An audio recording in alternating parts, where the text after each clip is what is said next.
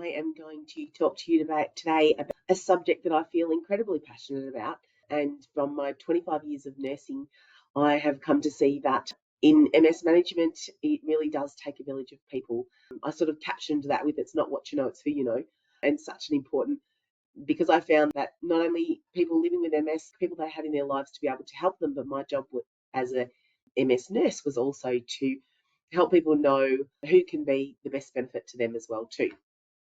In this spirit of reconciliation, MS Plus acknowledges the traditional custodians of the country throughout Australia and their connection to land, sea and the community. We pay our respects to elders past and present and extend that respect to Aboriginal and Torres Strait Islander peoples of today. My name's Jodi. I am an MS nurse practitioner. I'm now Executive Manager here at MS Plus, and I've been an MS nurse for 25 years. Sometimes the things that we talk about can really touch a raw nerve. For many people, there's trauma associated with MS, the diagnosis of MS, how they live with MS. And we really want to acknowledge that and recognise that things that we raise and topics that we discuss can really touch raw nerves in people. And we really encourage people to reach out and talk about that if they need some more immediate support. Beyond Blue have some brilliant resources, Griefline, Lifeline, and Plus Connect if you need to give us a call as well too. What I'll be covering today is why a village. Why is it important? Why is it it's not what you know, it's who you know?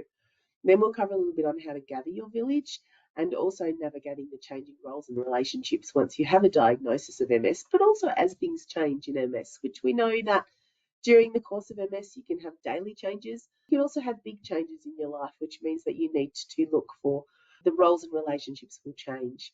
A couple of the subtopics we'll cover as we're going through these three major areas is loneliness and social isolation, health system overview, practical concerns, and social support.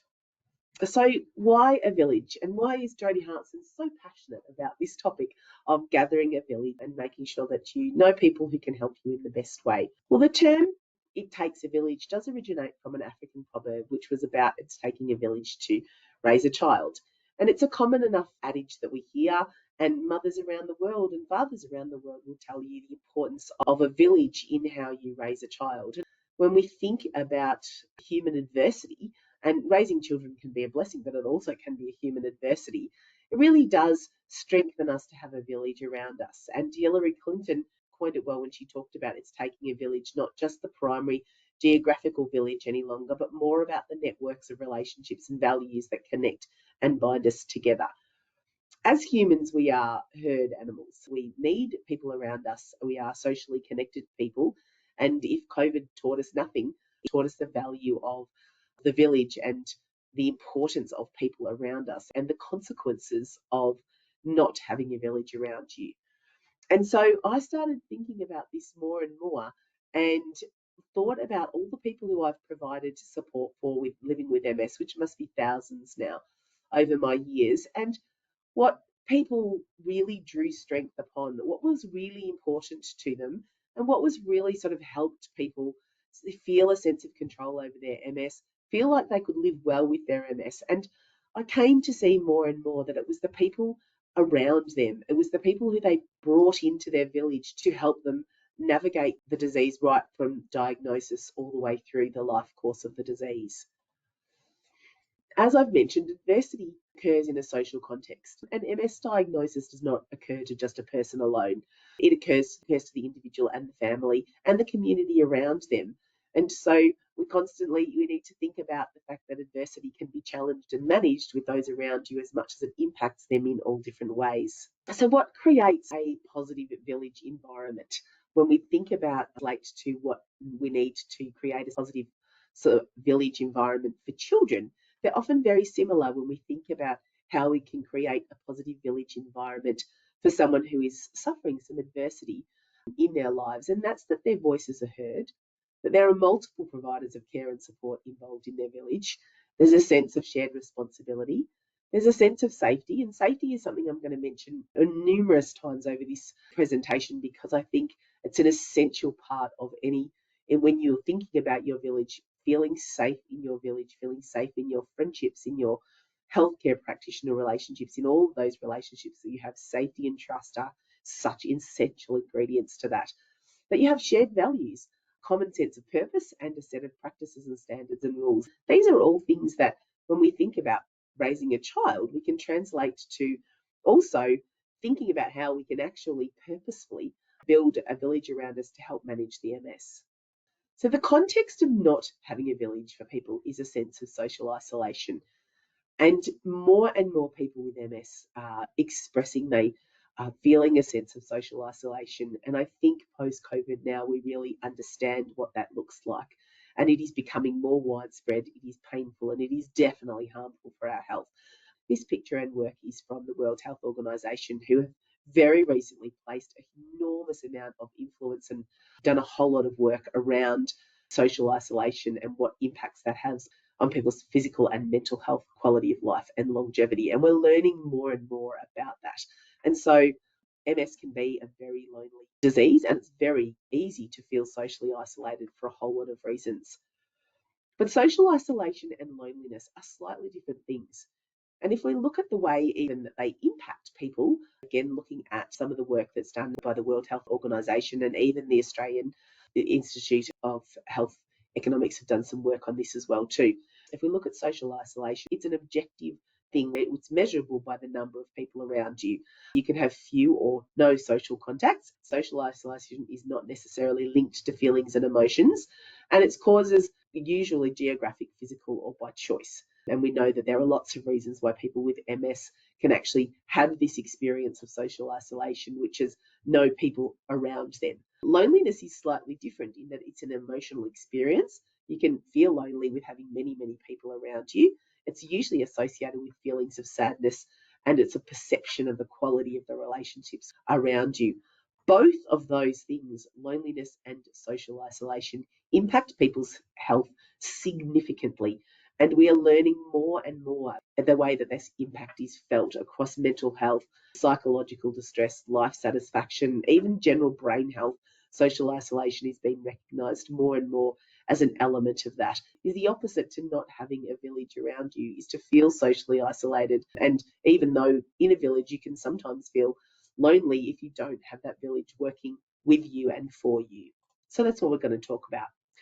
In terms of the research, social connections that not only reduce isolation but also impact loneliness have certainly shown over and over again to demonstrate increased resilience for people, so reduced loneliness, reduced negative impacts, reduce the impact of negative personality traits. There's quite a lot of studies that look at negative personality traits and how they're influenced by having people around you, and reduced increased conscientiousness and better outcomes overall. And I think it's important to remember that when you're thinking about the village and gathering your village, it is often the people who need the support find it hard to ask.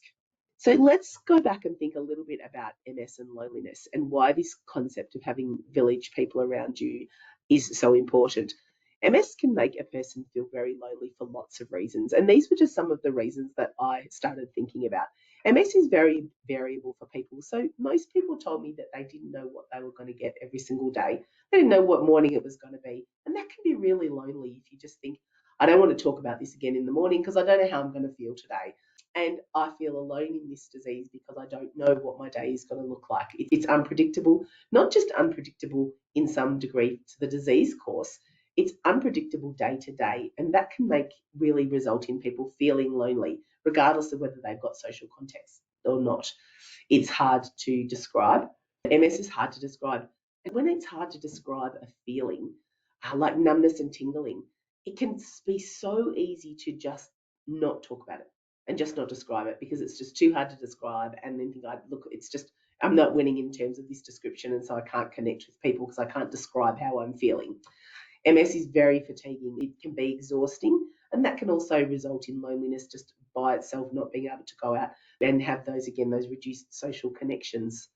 MS can also make people around you feel really lonely, and that's for very much the same reasons.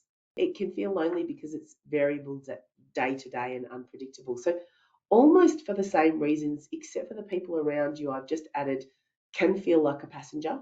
They don't feel like they can fix it. And they too can experience reduced social connections. So it can also make that, especially partners and close family, also feel really lonely because of all similar reasons, not the same, but similar reasons.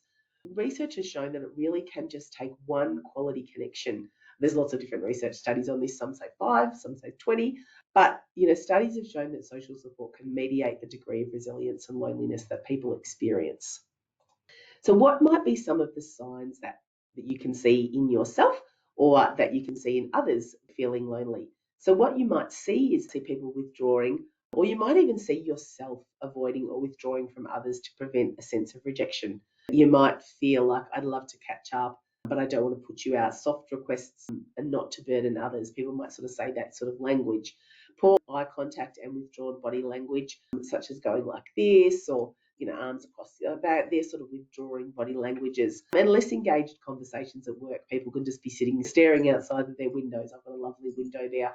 I stare out the side there for joy, not for loneliness. But what you might hear yourself saying, and what you might hear from others if you're thinking about, are they lonely, is no one understands me. I don't have anyone to turn to or talk to. I don't fit in, feel accepted or belong. I feel lost and empty. I don't feel like anyone's got my back. Why don't people like me? What's wrong with me? You can't trust people. That's another one. And I think I'm just different. And there's sort of things that we can also have in our own internal dialogue if we're experiencing loneliness.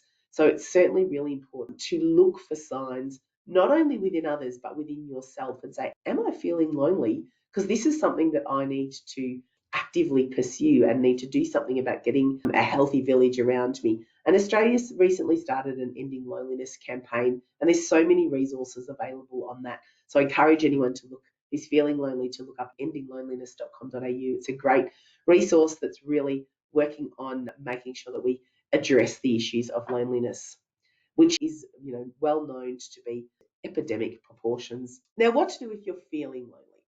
So these are just some tips that I read again on Ending Loneliness Together. Remember that you're not alone. Set realistic expectations of what you can have in relationships. Join an interest group. Try volunteering. Volunteering is a great way to connect with someone because you're often very busy doing something else, and so you can just have conversations on the side. But volunteering is a wonderful thing to do. It's giving, it's great for your health and well-being, and it's also a way to connect with people. Nurture current relationships. How important is it just to reach out to someone, even if you haven't heard from them for a while, to just say, hey, how are you going? Let's catch up. What joy that can bring to your life to catch up with people who you haven't caught up with in a while and make you feel less alone in the world. And build on small talk. While small talk may seem insignificant, it gives people the opportunity to connect with you. One of the things I love about living in Melbourne, and New South Wales the same, a different football league, but in Melbourne, if you've got a footy team, there's always something to talk about. There's always something to connect with people. And I've found that I've really been able to, I'm a really huge into footy, but I really love the fact it's a point of engagement for everybody I can talk to.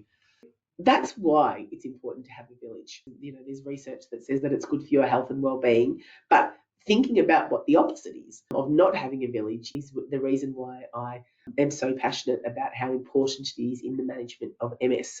So let's think about now being strategic and thinking about how you can gather your village around you.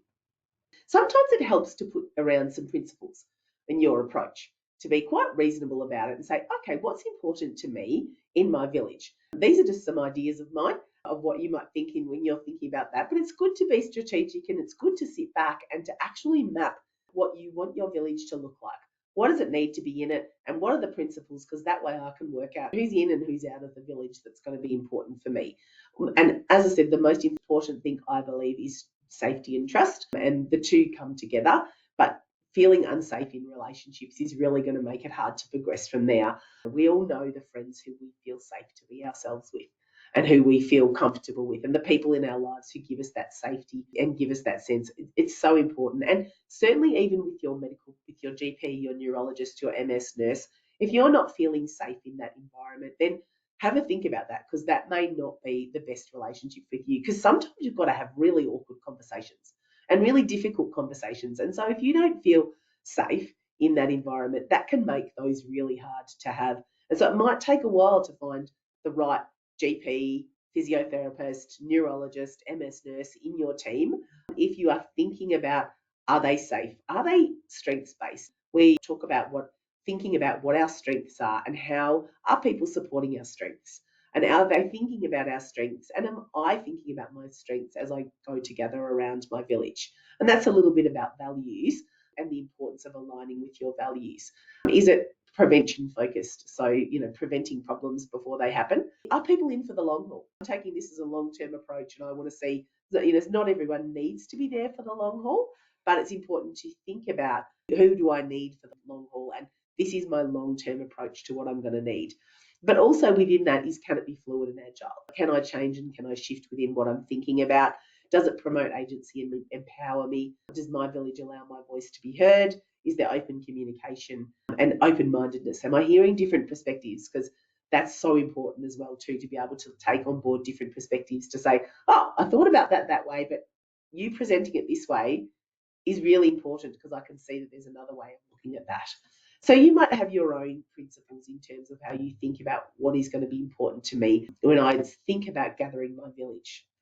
So in terms of making that map, we often start with health services when we're thinking about a village. I think a village is much more than health services, but I know it's important to lots of people. And we've talked about the GP, neurologist, MS nurses, but there's often a lot of other people in your healthcare team. And when you're thinking about your village and the bubble that is healthcare, it's really good to healthcare and support. It's really good to think about going back to those principles and saying, is this person, have they got the same values as me? And are they aligned with what I'm thinking and honouring my personal stories? Everyone's got a different way. Some people like doctors who are direct and tell them things and say, this is what I think needs to happen, this is when. Other people want to be more collaborative and talking about it. And often if you think about your experiences in healthcare previously, how have you wanted to engage with just a GP on a general visit? Are you happy with them to be direct and to tell you what to do, and you're happy with that approach? Then that aligns with the way that you value communication, and those things can make such a difference to how you engage with your healthcare service and that sense of safety and trust. Here's some practical tips from me in terms of assembling healthcare teams. Think about trust, safety and communication. Think about how accessible it is to you, and that's just not around the corner, because sometimes it can be around the corner, but there's a whole lot of barriers to getting there in terms of parking and timing, and how accessible is it to you, especially the people that you're going to need regularly. GPs might be more regular for you than your neurologist, who you only ever see 6 months. So if you have to travel a little bit further for that visit, that might be okay and acceptable to you because they're aligning with your values and they're honouring your personal story and your needs for what you need. Also, get your admin sorted. There's nothing worse than in terms of when you're working with healthcare teams. One day we'll have an amazing health record system that means everything's interconnected. But for now in Australia, we haven't quite got that yet. So I do encourage everyone to have a folder of health information. You can keep it in your car and you can just have it in your back pocket so that whenever you go for an appointment, you can just take it in there, take it out there and have all the admin sorted so that when they say, when was your last MRI? You're not sitting there going, oh, I forgot. They go, hang on, we'll look into the system. Oh, I can't get into that system today. Can't access the system today. Wait a minute, let me try and think about it. So it just goes round and round. So the more you can take control of that, the better off your time will be with every healthcare professional because you will be in control of your own admin. Trust your gut if it's wrong. If it's the wrong fit in terms of your healthcare team, that can be emotionally exhausted, and second opinions are okay. And finding that right person is okay. Take the time you need, determine what you need, and certainly do the appointment prep. It's really so valuable to think about what you're going to talk about and write them down on your phone, talk them into your phone. The phone is now such an amazing tool that you can actually, there's quite a few neurologists who are now happy for you to take conversations with them. So you can respectfully ask that of your team and say, can I take a conversation so I remember?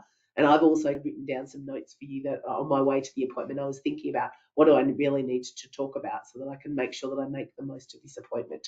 Another thing that lots of people have asked me is, how do you know if someone's a specialist? It's a really hard question. Lots of people say, can you put a list of specialists on your website?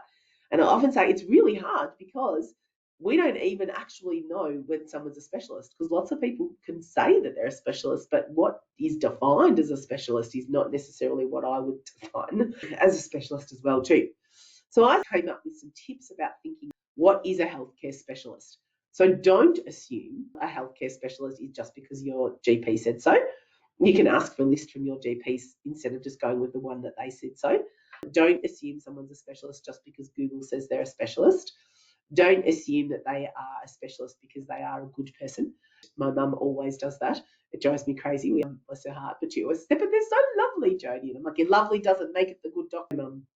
There are many degrees and awards on their walls. That also doesn't mean that they're a specialist in MS or any of the reasons that you might be seeing them. You might want to see a specialist in women's health. You might want to see a specialist in heart condition, not just about MS. Don't assume they're a specialist just because they speak with great authority or just because you're paying a lot for it. MS specialists in particular in Australia do work collaboratively. It's a very tight community, and in general, when you have a group of specialists, they often want to work with each other. So unfortunately, in Victoria and in lots of parts of New South Wales, mostly they're metropolitan, or there's more specialist neurologists now who are going out to more rural areas, and hopefully that will continue to happen a lot more. Many highly MS specialists have published articles in their area of their specialisation, and that's because they're often working collaboratively with people as well. They do have their specialty registered on their profile, so that's a little bit of Googling. People do have that registered there. One of the things is that an MS specialist should be able to give you a good understanding of what the options are and help direct you around choices based on their experience. So if you have someone say, oh, you just choose, you want someone to be able to guide you and say, based on my experience over the last 20 years, I think this would be a good option for you. And here's the things that I'm thinking about. How are you thinking about that? So that's really, that sense of experience is really important.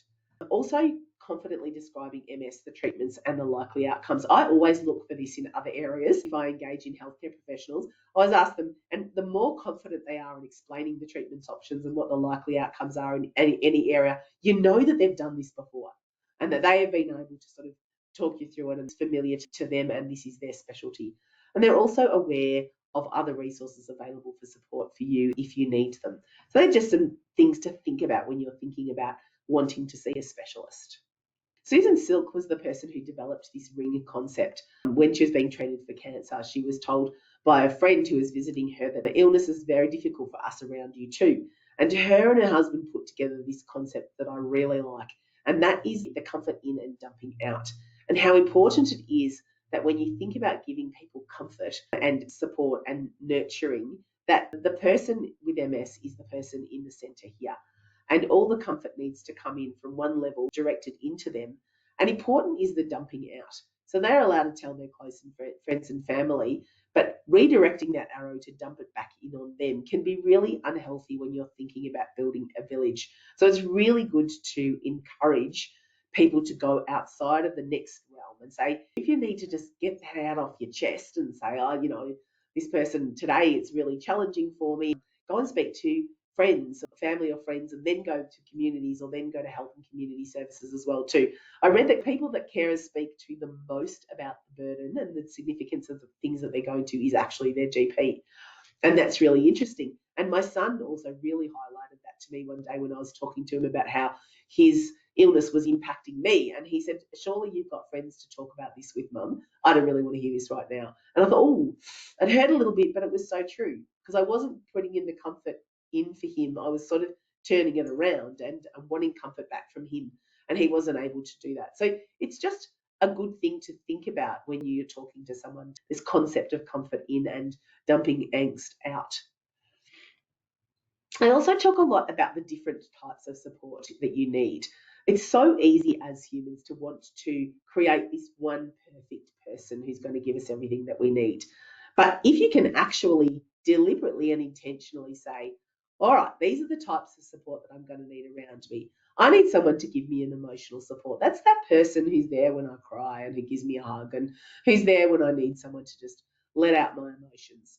An instrumental support is that person who's practical, is going to be there to mow the lawns, do the things that I need to do, cook me some meals. They're my instrumental support. Informational support is that person who says, I'm happy to look up information for you. That's what I'm really good at, and I'm happy to get the information that you need. Companionship support is the person who you just hang out with. It just goes for a walk and you don't need to talk about it and you can just hang out with them. The appraisal support is the person who is really good at getting the big picture and saying to you, hey, what about if you do this, that, and the other, and fitting that in. Esteem support is your cheerleader who says, yay, go you, you've got this, I know that you can do this. That person is just so important in your life. Your network support is that person who knows that community networker who's seems to know everybody and somebody who knows somebody who knows somebody. They are such a valuable support for you. Where's the best MRI to go? Who's a good GP to go to? Who's a good exercise physiologist? There are some people who just really create networks really amazingly, and it's good to have one of those in your village. And also that person, that validation support. Everyone should be a bit of a validation supporter, but there can be someone who just, when you engage with them, you're going to get that, yeah, this is tough for you. And I'm not going to try and fix it, and I'm not going to try and solve it. This is just tough for you. Some people are more than one part of the support, but it's so useful to think about that's that person's role, and they're really good at it in my life, and I don't need them to be other things to be able to have that. That's why I need a village, so that I don't just have one person who's doing all of this. If you have one person in your life who can achieve all of this for you, then that's awesome. But for most people, that's a bit of a struggle. So in terms of activating your village, in terms of sort of how you can do that, weed and nurture. And at any times in your life, it's good to look around you and say, okay, thinking about me being strategic about the village around me, who needs to go and who's not working for whatever reason. It's usually a two-way street. It's just a relationship that doesn't work. But who do I really need to nurture because they're such a valuable part of my life and they perform one of these roles of support for me? Help the ones who are providing direct help. That can be really useful as well too. Acknowledge the name and the role that they play. It's so good to say to someone, I really value the fact that you are the person who is my practical support. When I need someone there who can do something practical, I just value you so much for that. Assign specific jobs to people can be another really good way of thinking about your village. And sometimes when you match what the person's good at in terms of those different types of support, that can be incredibly valuable. Organise a meal delivery or schedule or a check-in schedule. These are sorts of things that you can do to activate your village. Village roles and changing relationships. The diagnosis of MS, there's a lot of loss associated with the diagnosis with MS, and that can come in waves of different loss. As MS changes, as you face different challenges in your life, those losses can come and go.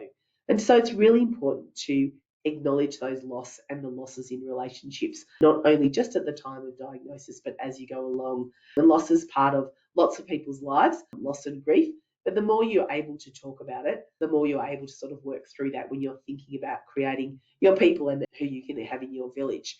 Kicking the elephant out of the room is one thing I got from, there's a website called Option B. That's Sheryl Sandberg. When her husband died all of a sudden, she wrote a website, and she wrote some resources with Adam Grant, who's a psychologist, about Option B. And they've got some fantastic resources available to manage grief and loss. And one of these was to think about kicking the elephant out of the room. And I can't tell you how many times I felt like I was sitting opposite someone in clinic and there was two people and a massive elephant in the room that people weren't talking about. And that can be really scary.